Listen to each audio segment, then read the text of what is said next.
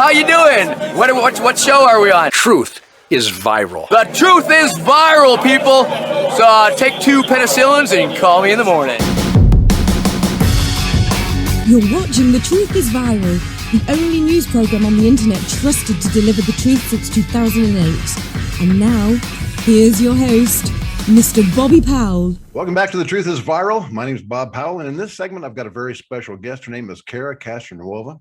She is a co-founder of CAPP, Citizens Against Political Persecution, and the People's January 6th Commission. She's an activist, an investigative journalist, a 2-time boxing champion, celebrity fitness trainer, and television personality. You can follow her on Instagram, Twitter at Cara Castronuova. She's currently banned on Facebook. I feel you, baby. And you can contact her via the CAPP website at www.citizensapp.us or thepeoplesjanuary6commission.com. And I was reading a piece that she wrote yesterday in the Gateway Pundit, and it was detailing the story of one of the political prisoners that's being held in the DC jails. His name's Nathaniel DeGrave, and the man's being tortured. He literally is. And Cara was gracious enough to come on The Truth is Viral and talk a little bit more about this. So, Cara, welcome, and tell us what you know. What's going on in Washington, D.C. right now? I've been working with guys in DC jail. Just they call me up, they tell me their stories because they know the work I'm doing with Citizens Against Political Persecution since I'd say March and April. And the situation hasn't really changed much, except that they're being let out of their cells just a little bit more. When we first found out about them, they were literally being held in solitary confinement all day long and not let out of their cells. Now they're letting them out a little bit more just because there's public accountability. So they were keeping this from the public for a long time, so nobody knew about it. They were breaking all these Geneva Convention and Nelson Mandela rules, codes, and keeping these guys in solitary confinement. They're still torturing them. They're being starved. They're literally given bologna slices to eat every day, or a thick paste of whatever it's made of, I don't know. Drinking filthy water, being mistreated, being abused, not given access to medical supplies. There's a gentleman in there with cancer. A lot of them are depressed, rightfully so. They have no trial set at any time in the near future. So it's a complete violation of the speedy trial rule, which all Americans are guaranteed under the 6th Amendment to a speedy trial. And these guys have been in there for 10 months now, and they're saying that a lot of their trials aren't going to be till late 2022 or 23 for stuff that's misdemeanor or trespassing or just being inside the Capitol. So it's crazy what's going on in there. And these guys have become totally helpless because they don't really see any end in sight. This is a tragic situation. It really is. What are we going to do about it? What is CAPP doing about this? What are you doing about it, Cara?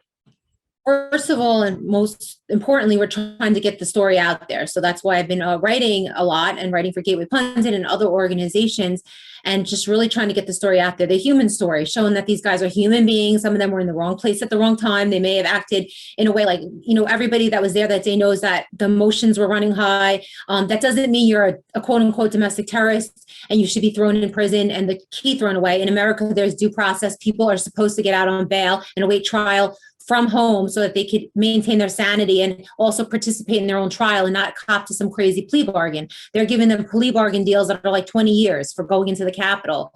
So we're trying to get their story out there. There's a website I write for that's run by Jim Hoff from Gateway Pundit. Also, it's called AmericanGulag.org. So people should check that out and really read about these guys and their stories and putting a human face on these quote unquote white supremacist domestic terrorists, which they're not. And the United States is calling them that. So really getting the story out is what we're trying to do. And secondly, raise money for and every single dollar from a campaign we're doing, which is called Feed the January Sixers, is out from Citizens Against Political Persecution website, goes directly to their commissary because they're literally being starved by the prison. And the only thing they could do, the ones that have the funds to do it, is buy cans of tuna fish and others and nuts and stuff like that. And with somewhat nutritional value in there, they're able to get, I guess, containers of milk in the commissary. And a lot of them literally have no resources. They can't afford it. They don't have any family on the outside. They really have no one helping them. So we're raising money to just give them money in their commissary accounts so that they can purchase food and calling cards to speak to their loved ones. So those are two main things we're doing right now. Yeah, I understand that the guards at the DC jail are mostly immigrants, African immigrants, and they have been told that these political prisoners are white supremacists. And as a result of that, these kids, well, not kids compared to me, but these political prisoners are being tortured. And can you talk about that a little bit? Yes. So this is something that was going on really in the whole country. And obviously now in DC jail, where this false narrative is painted that anybody that was a Trump supporter, that anyone that believes in the type of freedom we believe in is deemed a white supremacist. I've been called a white supremacist, and I'm Asian and, you know, a female and many other things. I'm not a white supremacist. And these guys are being, the story is being told in the prison that they're white supremacists, and that's why they're there. So they're obviously a danger in the general population if they were to go into that. And the guards, who are mostly minorities, are going in there with the misconception that these guys are white supremacists and hate us because that's what they've been told. And it puts the guys in a lot of danger and a lot of jeopardy. There's been stories of guys getting beaten to a pulp by guards. Everybody knows the story of the guy whose eye, I guess he's blinded in one eye, or his eye socket was broken. And they're just really mistreated by these guards, according to what I'm hearing, because they're being told the false narrative that these guys are white supremacists. Okay. So I understand that there's been one federal judge that has held the warden of that facility in contempt for the way that these prisoners are being treated. What's the motion on that? Is anything happening as a result of that? Yes, so that was pertaining to Chris Worrell, who's the gentleman with cancer, and they were refusing to give him his medical records, and the judge finally said this is ridiculous and put the judge in contempt. I'm sorry, the warden in contempt. And what I know is this: I know that an order was they ordered the marshals to go in and look at the prison, and the night before or the day before, the marshals came in. They bleached the walls and they put a new fresh painted coat on the walls, which the guys had been asking for since day one because the walls were so moldy and disgusting. So when they knew the marshals were coming, all of a sudden they come in after, I don't know, 10 months and actually clean up the place and put fresh paint on the wall because they knew that there was going to be an investigation. And they gave them nail clippers and stuff like that so that they could clip their nails and they wouldn't break any violations there. So it's completely shady. I know that the marshals went in and they observed the jail. I don't know what came of that. The guys said nothing's going to come of it. They came in and they just kind of gave them the runaround. And as far as the judge, I mean, the warden being in contempt, I don't know if anything came of that either. I haven't heard. But at least the judge did that, and at least it kind of gave American idea of what these guys are going through. I mean, you have a guy in there with terminal cancer who isn't getting treatments. It's insane to me that in America, there's a cancer patient being held in prison that's never been convicted of a crime. I mean, this isn't even a guy that's been convicted of a single crime, and there's really no proof whatsoever. I'm very familiar with his case that he did anything that they're accusing him of, which is he never went in the Capitol.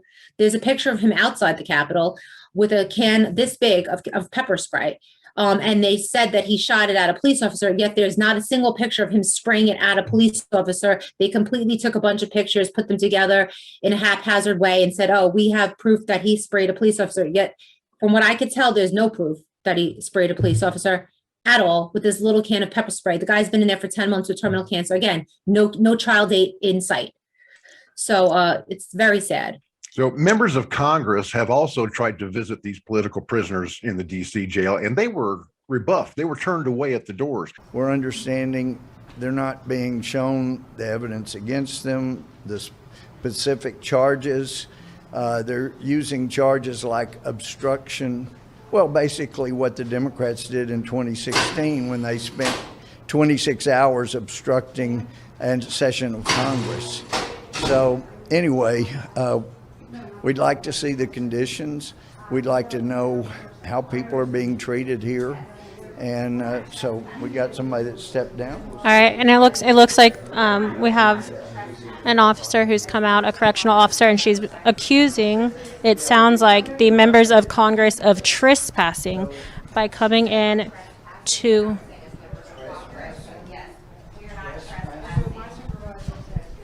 Her supervisor has said, quote, that they are trespassing by attempting to come into this correctional facility. People that vote on whether or not to fund you, at what level, and we're trespassing. I understand that. My I'll see if my gosh, the supervisor's government is available. upside down. Can you please go ask your supervisor? You right now are obstructing entrance into this facility. This is the way people enter. You're obstructing the We won't entrance. obstruct the entrance, Nope, but we'll we are help not anybody. trespassing. No, that's what we're doing.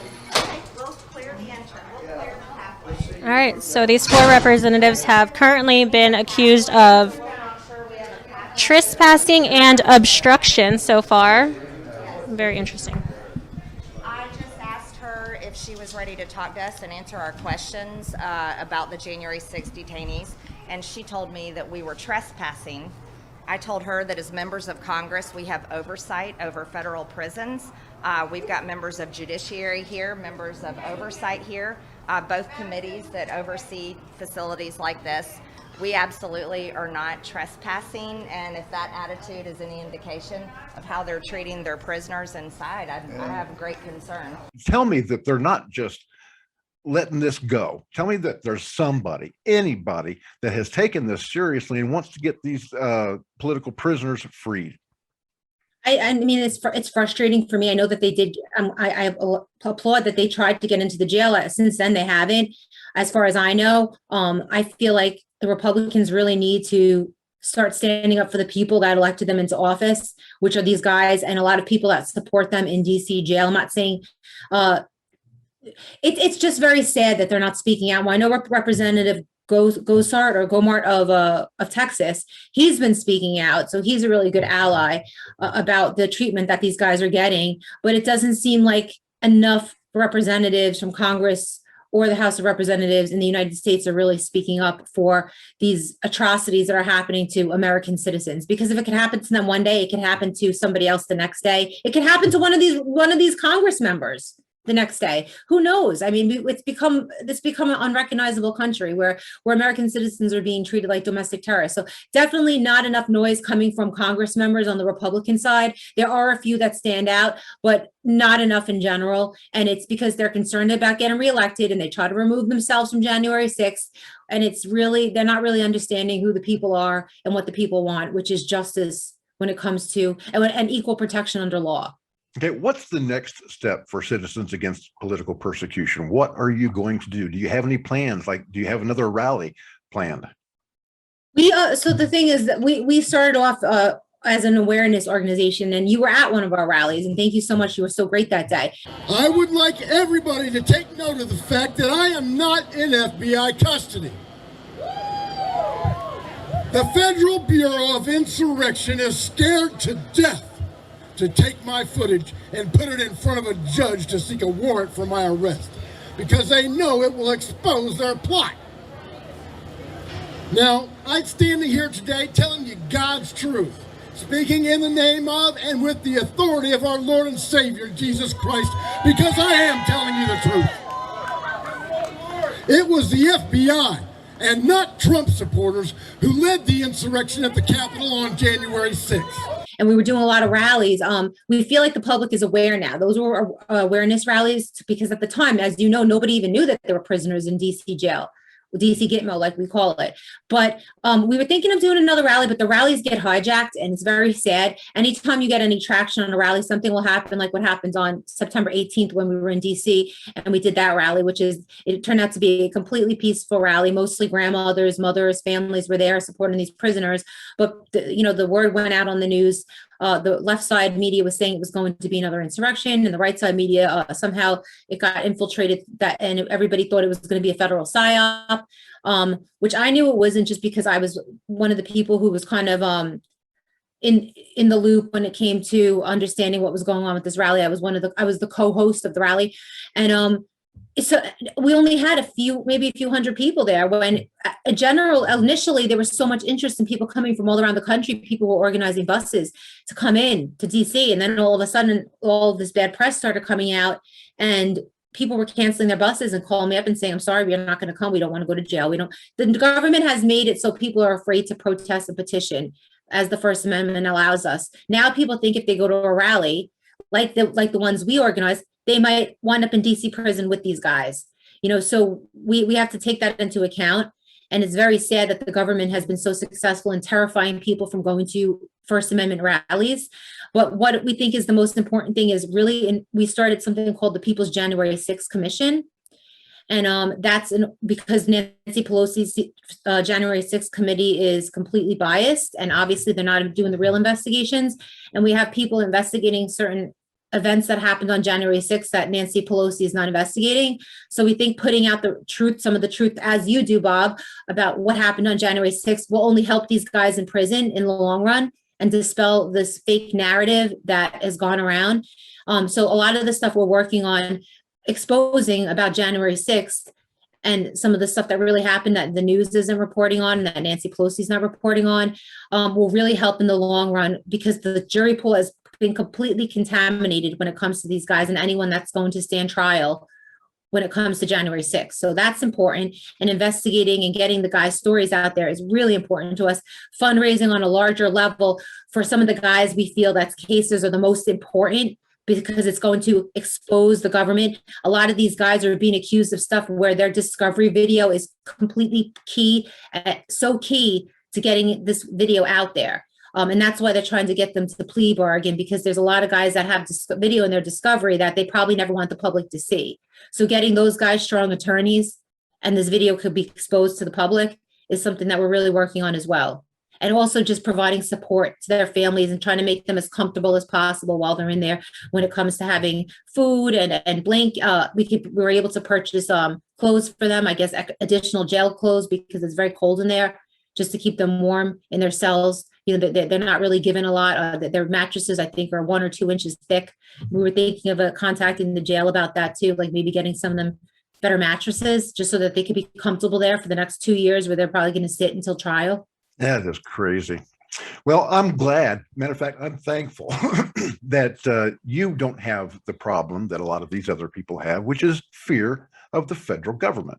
I don't have any. I did in the first couple of months, but then when the FBI refused to return my phone calls or emails, then I knew I was up to something, or I was on to something, because, you know, it's always the cover up that nabs you. Nixon found out that it was the cover-up. Clinton found out that it was the cover-up. They both got impeached because of cover-ups. And now the Federal Bureau of Investigation, the Department of Justice, and the DC police, they're going to have to answer for this cover-up, because I caught them cold. I've now placed my footage into the hands of 9 United States senators and congressmen. And we got, let's see, Kirsten Sinema, Josh Hawley, Dr. Paul Gosar, Jim Jordan, Pete Sessions, Louis Gohmert, who described my video on the floor of the House the other week. And I personally placed a thumb drive with the video that I shot into the hands of Lauren Boebert and Matt Gaetz at a Trump rally down in Florida. So, and this morning, Thomas Massey came on board. So we're getting out there. You're doing good. I'm doing pretty good. It's taken a lot longer than I had hoped, but it's finally starting to come out there. And I thank God for people like you that have the wherewithal and the intestinal fortitude to stand up for what's right. And I want to thank you for coming on The Truth is Viral today. But before we go, would you please one more time give the URL where people can donate to these guys' commissary accounts? Go to citizensapp.us. So that's www.citizensapp.us, and you'll find all of the fundraisers that we're doing for the guys. Some of them are their personal fundraisers. And you can follow me at Cara Castronuova on Twitter and Instagram, which I try to keep everything updated. I was banned from Facebook for the work that I'm doing. It's incredible the country we're living in now when you get banned from Facebook for sticking up for people's rights, but that's the situation we're in. But definitely go to Citizens Against Political Persecution's website, www.citizensapp.us, and you can find out all the information that you need about what's going on in DC jail right now and how you can help. And thank you so much, Bob, for everything you do, because you're definitely one of my heroes, and good luck with everything you're doing. And I know it's eventually only a matter of time before the truth comes out. Well, God bless you for saying that. That was real nice. Thank you for being on the show, Cara. And you guys don't click away, because I'm going to be right back. I have found the man that was fighting with the Fed in Washington, D.C., the one that had pulled the window out of its frame. And what he has to tell you is going to astonish you. We'll be back with Gavin in 1 minute. Stand by.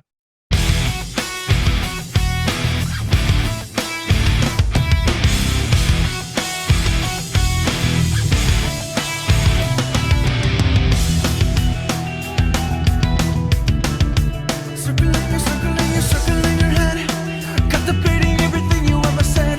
Now I see Now, I'm standing here today telling you God's truth, speaking in the name of and with the authority of our Lord and Savior, Jesus Christ, because I am telling you the truth. It was the FBI and not Trump supporters who led the insurrection at the Capitol on January 6th.